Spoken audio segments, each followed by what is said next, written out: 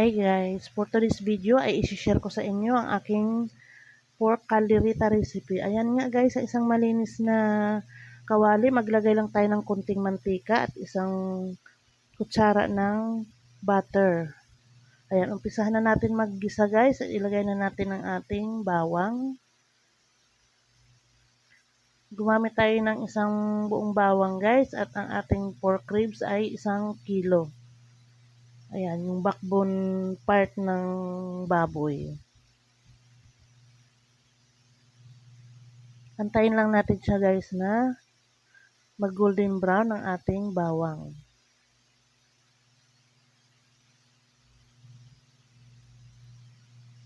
At kapag golden brown na ang ating bawang, ilagay na natin ang ating sibuyas. Hiwain ng medyo maliliit para hindi masunog ang ating bawang.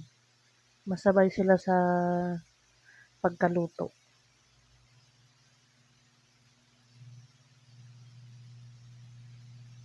Ayan, pag medyo luto na ang ating sibuyas, ay dahan-dahan naman natin ilalagay ang ating karne. Ayan, isa-isahin natin guys para ma-absorb niya ang ating mga sangkap. Hayaan muna natin siya dyan maluto at bali-baliktarin lang muna natin para hindi siya masunog ang ilalim. Para ma-absorb na guys ang ating butter at saka yung bawang at sibuyas.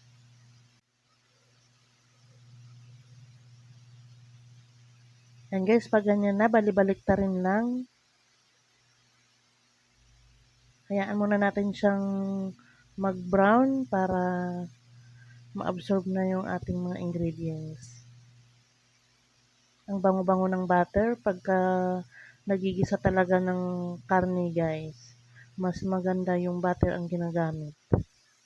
Pero para hindi masusunog, maglalagay din tayo ng konting mantika bago yung butter.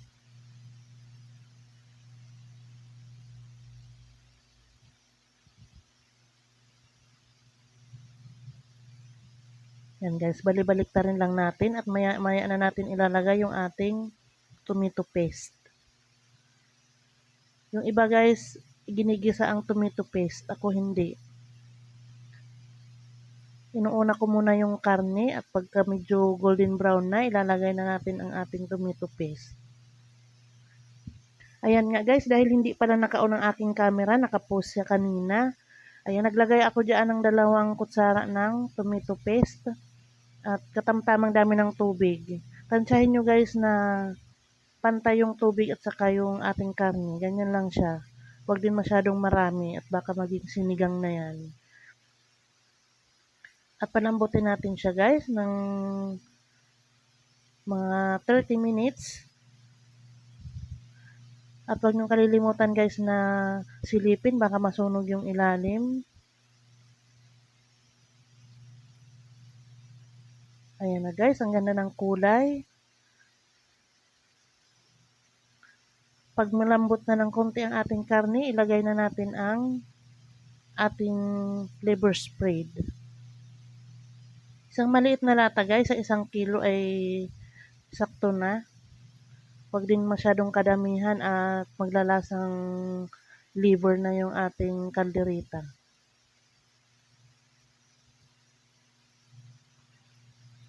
Yan guys, tunawin lang natin.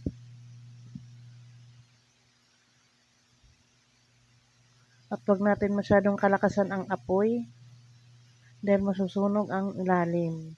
Kaya pinalambot ko muna guys yung karne para hindi masunog yung ilalim. At lagyan natin ng konting paminta dahil naglagay na ako kanina nung bago ko nilagyan ng tubig. Pasensya na kayo guys at hindi naka-on ang aking camera. Mahirap talaga pagka ikaw ang nagmamaniobra din ng inyong video. Ayan, naglagay lang ako ng 1 kutsarita ng asin. Huwag din masyadong karamihan guys dahil yung ating liver spread ay medyo maalat yan. Yung ginamit ko kasi dito guys ay Argentina.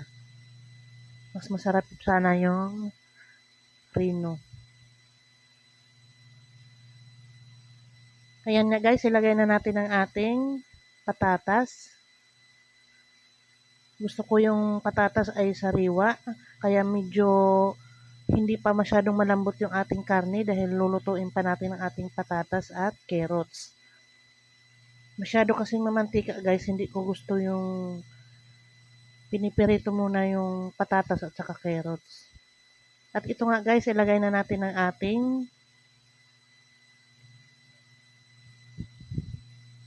isang lata ng green peas. Ang nilagay ko dito guys ay yung cook na siya, yung luto na. Para hindi na tayo magpalambot.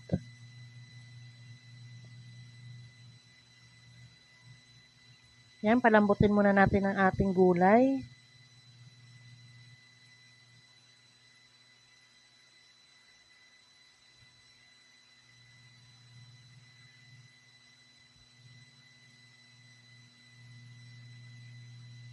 Sa mahinang apoy guys, para hindi masunog yung ilalim ng ating karne dahil yung liver spread niya guys ay bumababa yun. Naranasan ko na yun, na-testing ko na yun na pagka medyo malakas ang apoy, nasusunog yung ilalim. Dahil nga malapot na siya dahil sa liver spread.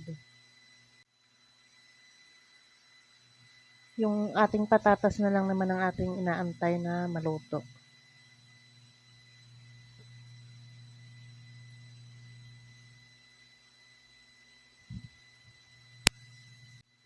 Habang inaantay natin yung ating gulay na maluto ay magsha-shoutout muna tayo. Shoutout pala sa aking mga kaibigan, sa aking mga subscriber dyan, at saka sa aking mga ka-team. Maraming salamat sa support nyo at pagyakap sa akin. Ayan, maraming salamat sa Squad Family. At syempre, shoutout kay Sir Lida Mintor at saka kay Ma'am Christy, Exploring World, Sisikoy Angelita Alday, GC Cabus TV, Jomar Onyati PH, Raijin TV Channel, Bicolana Vlogs. Ayan, Sisikoy Rina ng mga kambing. Sino pa ba? Ayan, shoutout sa inyong lahat. Di ko na kayo isa-isa guys. Sisikoy Aeromax, Kita Japinoy. Yan, mega love shoutout sa inyong lahat. Thank you sa support nyo sa akin. At syempre, hindi ko rin kayo iiwanan. Ako rin ay magsusupport sa inyo palagi. Ganun lang tayo, magtutulungan lang. Nabubulol si host. Ayan, magtulong-tulungan lang tayo guys dahil din para din yan sa atin. Shout out din pala kay Ganda Bicol at kay sino pa ba yun? Yung ating isang ka-team. Kalimutan ko na. Shout out sa inyong lahat. Ayun na nga guys, pagluto na yung ating gulay, maglagay naman tayo ngayon ng butter. Sa halip na cheese, mas prefer ko guys ang peanut butter. Ayan, yung peanut butter guys ay sarili nating gawa. Sa mga gustong mag-order ng peanut butter, pwede kayo mag-comment sa baba ng aking channel kung paano kayo makakapag-avail ng sa baba ng aking video. Pwede kayo mag-comment doon kung paano kayo makakapag-avail ng ating homemade peanut butter. Ayan guys, napaka-creamy. At hindi na natin kailangan ng kontukal, pampawala ng asin ng, di ba yung tomato paste, medyo maasin. Ang ginagawa ko naman, ang nilalagay ko peanut butter, medyo manamis-namis na siya dahil may timpla na. Saktong-sakto guys, ang sarap ng kaldereta pagka nilalagyan siya ng peanut butter.